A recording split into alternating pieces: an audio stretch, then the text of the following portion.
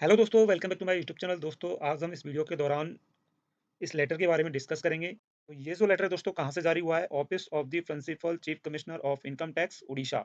और किसको जारी हुआ है?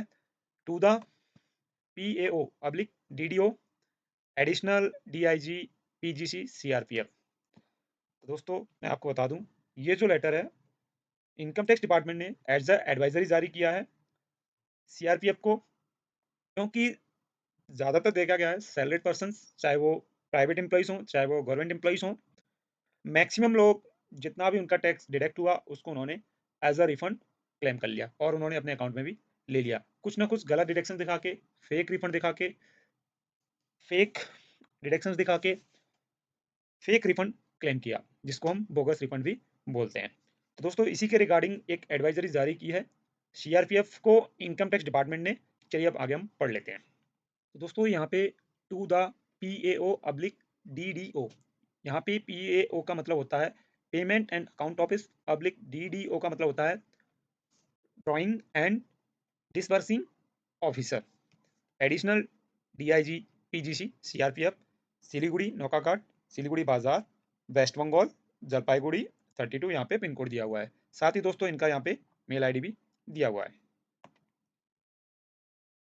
अब दोस्तों, यहाँ पे सब्जेक्ट में दिया गया है ITRs of salaried employees assessed in Odisha, mismatch of claims of deductions, public exemptions in ITRs, with of Form 16 resulting into refunds of more than 50,000 in each case of each assessment year registered। तो दोस्तों, यहाँ पे इसका मतलब यह है कि Orissa income tax department office ने ये पाया है ज़्यादातर लोगों के केसेस में जो कि सैलरीड एम्प्लॉइज हैं, उनका जो फॉर्म 16 का डेटा कंपैरिजन करें और उन्होंने जो ITR में फाइल किया है, दोनों में जो डिडक्शंस और एग्जम्पशंस हैं काफ़ी डिफरेंट हैं, काफ़ी मिसमैच है, और जिसकी वजह से उन्होंने उसमें रिफंड 50,000 से भी ज़्यादा एवरी ईयर क्लेम किया हुआ है। तो दोस्तों, यहाँ पे फोकस ग्रुप को पढ़ लेते हैं। Employees who claim refund in their ITRs for the assessment year 21-22, 22-23, 23-24।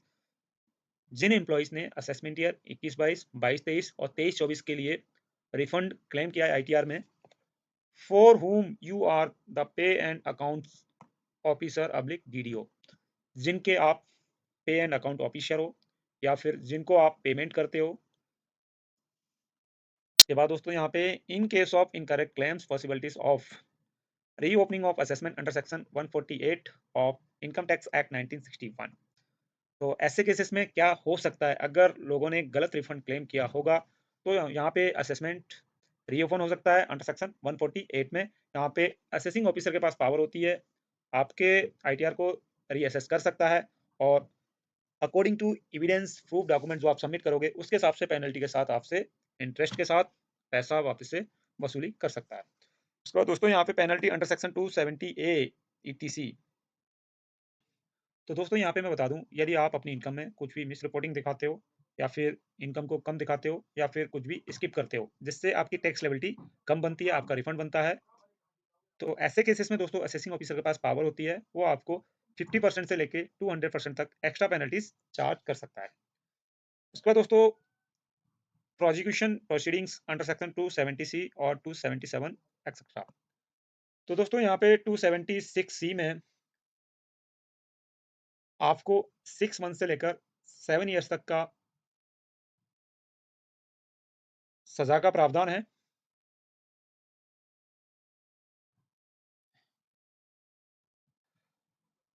तो दोस्तों, यहाँ पे यदि दोस्तों कोई भी पर्सन अपनी टैक्स को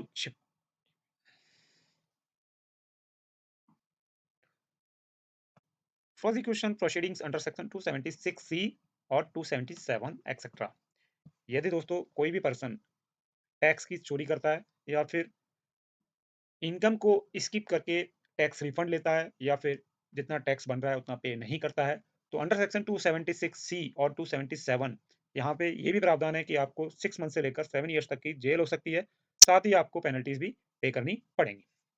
अब दोस्तों, यदि आपने गलत डिरेक्शंस या फिर इनकरेक्ट क्लेम्स लिए हैं तो आपके पास करेक्टिव एक्शंस क्या अवेलेबल हैं, वो भी यहाँ पे डिपार्टमेंट ने बताया खुद ब खुद।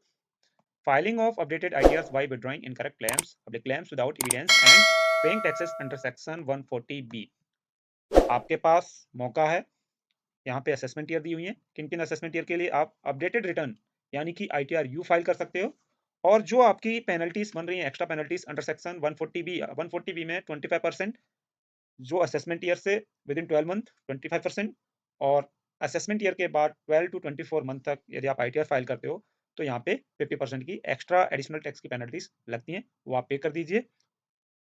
यहाँ पे असेसमेंट ईयर दिया हुआ है, किस असेसमेंट ईयर के लिए ITR you updated ITR file करने की जो लास्ट डेट क्या है वो भी यहाँ पे साथ साथ दी गई है। तो दोस्तों यहाँ पे मैं बता दूं 21-22 का यदि आप ITR यू फाइल करोगे तो आपको 50% एक्स्ट्रा पेनल्टीज देनी होंगी अप टू 31 मार्च 2024। उसके बाद आप असेसमेंट ईयर 21-22 के लिए आप ITR यू फाइल नहीं कर सकते हो।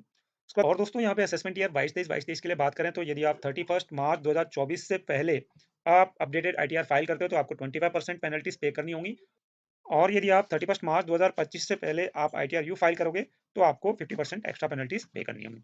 उसका दोस्तों यहाँ पे असेसमेंट ईयर 23-24 की बात करें तो 23-24 में यदि आप 31 मार्च 2025 से पहले आप अपडेटेड ITR फाइल करोगे तो आपको 25% एक्स्ट्रा पेनल्टीज पे करनी होंगी, और यदि आप 31 मार्च 2026 से पहले आप अपडेटेड ITR फाइल करोगे तो आपको 50% एक्स्ट्रा पेनल्टीज पे करनी होंगी।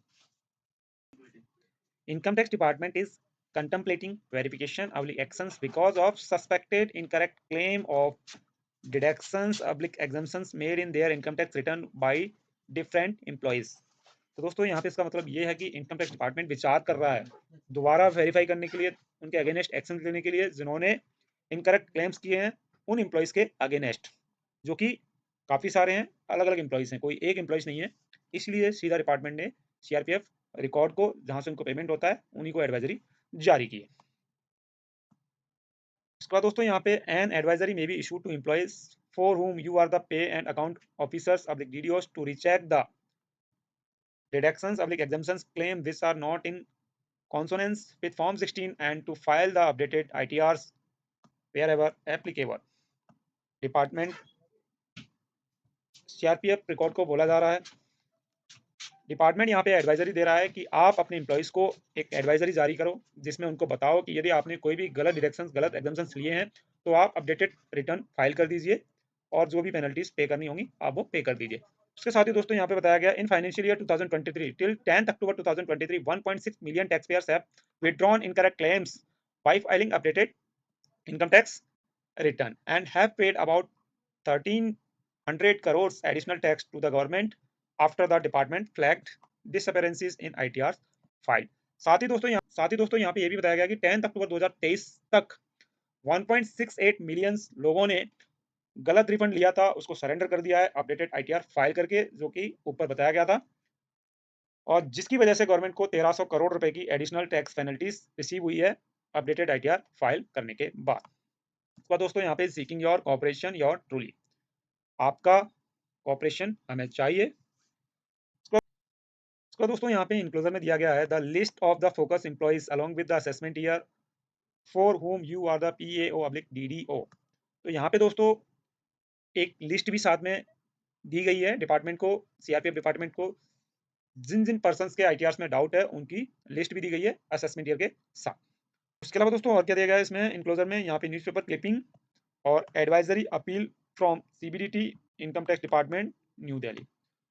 न्यूज़पेपर की कुछ एक क्लिपिंग जिसमें डिपार्टमेंट ने पहले निकाला था कि ये जो एम्प्लॉयज़ हैं, सैलरी एम्प्लॉयज़ हैं, गलत रिफंड क्लेम कर रहे हैं, ऐसा ना करें, किन किन चीज़ों पे डिडक्शंस क्लेम कर सकते हैं, किन पे नहीं कर सकते, वो एक एडवाइजरी में निकाला था। ये इकोनॉमिक टाइम्स न्यूज़पेपर में निकाला था डिपार्टमेंट ने। उसके बाद दोस्तों यहाँ पे कुछ नहीं है, यहाँ पे बताया गया यदि कोई ईमेल आईडी डिपार्टमेंट की अपडेट होती है तो आप हमें इन्फॉर्म कर दीजिए। तो दोस्तों ये था एडवाइजरी कहें या फिर इसको नोटिस कहें इनकम टैक्स डिपार्टमेंट की तरफ से CRPF के लिए, कि नंबर ऑफ एम्प्लॉयज़ ने गलत डिडक्शंस गलत एग्जम्पशंस क्लेम किए हुए हैं। अभी एक एडवाइजरी है, आप इसमें अपडेटेड ITR फाइल करवा दीजिए एडवाइजरी जारी करके, जिससे आपके सोल्जर्स को समझ में आ जाए कि उन्होंने गलत रिफंड क्लेम किया है, और गलत किया है तो अभी भी उनके पास मौका है अपडेटेड ITR फाइल करने का। ऐसा ना हो बाद में हम लोग प्रोसीडिंग्स स्टार्ट कर दें, फिर जो पनिशमेंट मैंने आपको ऊपर बताए थे कि क्या क्या पेनल्टीज लग सकती हैं, इवन 6 मंथ से लेकर 7 ईयर्स तक की जेल का प्रावधान भी है। अब दोस्तों मैं भी उन लोगों से निवेदन करूँगा जो लोग गलत रिफंड या गलत एग्जम्पशंस क्लेम करते हैं। मेरे पास भी काफ़ी सारे लोगों का कॉल आता है, वो ये बोलते हैं कि मुझे तो मेरा फुल रिफंड चाहिए, मेरा दूसरा बंदा है मुझे ₹500 में। साथ ही दोस्तों मेरे पास भी यहाँ पे नंबर ऑफ कॉल्स आते हैं। लोग मेरे को कहते हैं कि हमें तो पूरा रिफंड चाहिए। मैं उनसे पूछता हूँ आपके पास होम लोन है, आपके पास हाउस रेंट पे कर रहे हो, आप एचआरए मिल रहा है कि नहीं मिल रहा है? कुछ भी उनके पास वैलिड प्रूफ नहीं होते, वैलिड एविडेंस नहीं होते, लेकिन फिर भी उनको रिफंड पूरा का पूरा चाहिए। तो ये थी एक एडवाइजरी या फिर इसको इनकम टैक्स का नोटिस कहें। इनकम टैक्स डिपार्टमेंट की तरफ से सीआरपीएफ के लिए, सीआरपीएफ के सोल्जर्स के लिए जिन्होंने गलत रिफंड या फिर गलत डिडक्शंस क्लेम किए हैं।